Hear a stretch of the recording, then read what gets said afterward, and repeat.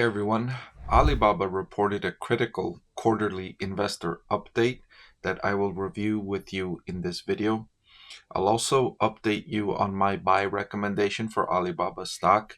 Coming into this quarterly release, I had Alibaba stock rated as one of my top stocks to buy here in 2024. I've had it as a top stock to buy all year long. So one of the things I was looking for in this quarter was its strategic uh, execution on a plan Alibaba implemented a couple of quarters ago. And I'll share with you the progress in that segment. I'll also go over operating income, revenue, cash flow from operations, and the critically important financial metrics for Alibaba stock, compare it against its valuation, and then update my recommendation for Alibaba stock. So let's get into the numbers. I want to thank the Motley Fool for sponsoring this video. Visit fool.com/Parkev for the 10 best stocks to buy now. All right, so Alibaba telling investors that this quarter's results demonstrate that our strategies are working and we're returning to growth. Our China and international commerce business realized double-digit year-over-year GMV growth, which is gross merchandise value. That's what I was looking for from Alibaba in the current quarter. In the previous quarter, they had told investors they were investing in reigniting growth because revenue growth had slowed down considerably for Alibaba over the last 2.5 years. And I wanted to see them make some decisions that could lead to accelerating growth, and they did that. In just one quarter, they've already ignited growth. Revenue increased by 7% year over year, which is a solid growth rate and improving. I like to see that. I like to see management teams execute on a strategic decision as planned, and that's what we saw here from Alibaba. So they also said that they accelerated the growth of customers and cloud computing revenues related to their AI products. That's great news as well. Alibaba has AI cloud offerings, and that part of its business is accelerating. Alibaba has several business segments, each of which with its own growth prospects and profiles. Some of them are growing rapidly, some of them kind of flat.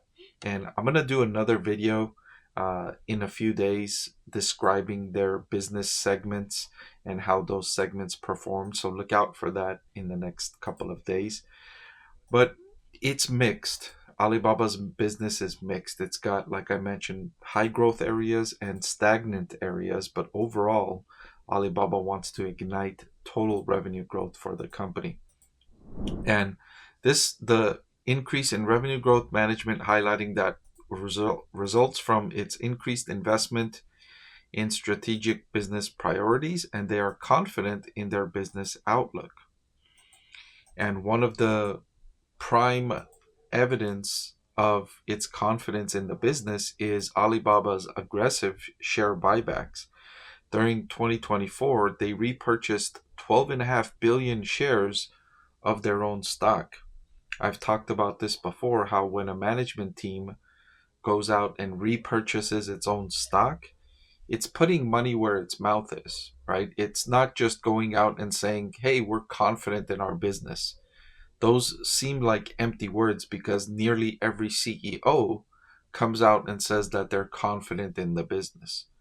I would say over 90% of CEOs and over 90% of quarterly updates highlight how confident they are and how optimistic they are about the future.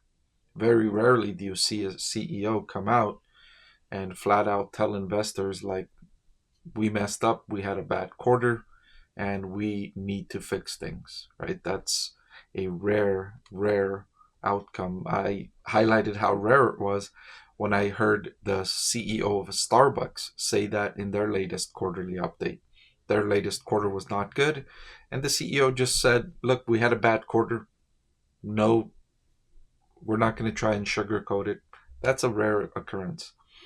But to go out and spend $12.5 billion to back up your statement that you feel confident in your prospects, now that's saying something. Now that's convincing. And I tend to agree with Alibaba management. I've been saying how I think the shares are undervalued. They're trading at a forward price to earnings of 8.158 as of this recording, which are relatively cheap. I mean, coming into the quarter, I highlighted that I had Alibaba as a top 25 stock to buy. I last updated that on April 30th, reiterating that recommendation. So I've tended to agree with management here, thinking the shares are undervalued, and they're putting money behind that belief. Moving on here, income from operations was down 3% year over year. And then net income was down 96% year over year. You might have seen headlines about Alibaba net profit crashing 96%, which could have caused some panic among Alibaba share investors.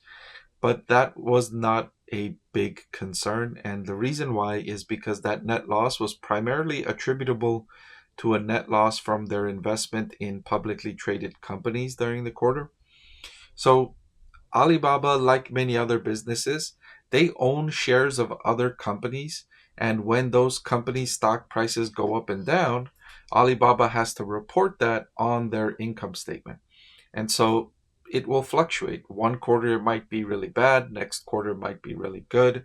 In the same quarter last year, they actually had gains in this segment. So I try to exclude that. That's why I focus more on income from operations, which was not great either, down 3% year over year. But it wasn't a disaster like a 96% decrease like the net income would indicate. So net cash provided by operations was not great either. It was down 26% year over year. And free cash flow was also down, but the decrease in free cash flow mainly reflected an increase in capital expenditures during the quarter, the majority of which reflected its investments in the Alibaba cloud infrastructure. That's where the artificial intelligence unit resides. The artificial intelligence business resides, and that segment is growing exponentially. And Alibaba, like other major cloud providers around the world, they're investing in this because there's strong consumer demand for AI services. So as an Alibaba stock investor, you should be happy with that investment in that segment. And then they had a special dividend from Ant Group in the same quarter last year. So if you compare free cash flow this year without that special dividend to last year when they did have the special dividend, it makes this year's results look worse. So this year's results, two primary things making it look worse on the surface. The one, the Ant Group dividend from last year, reducing the free cash flow. The second being the change in its investments in public stocks, publicly traded investments, causing its net income to crash by 96%. Both of which I think are less concerning than appear on the surface. So, given my review of Alibaba's latest quarterly results and comparing it with its still very cheap valuation, I'm reiterating my recommendation for Alibaba stock. I still think it's a top stock to buy here in 2024. Did you know that over 90% of the people that watch my channel are not subscribed? It'll really help support my channel if you hit that subscribe button. And oh, by the way, one of the benefits of being subscribed is that I take requests from subscribers more often than I do from non-subscribers. So if you prefer that benefit, please subscribe to the channel.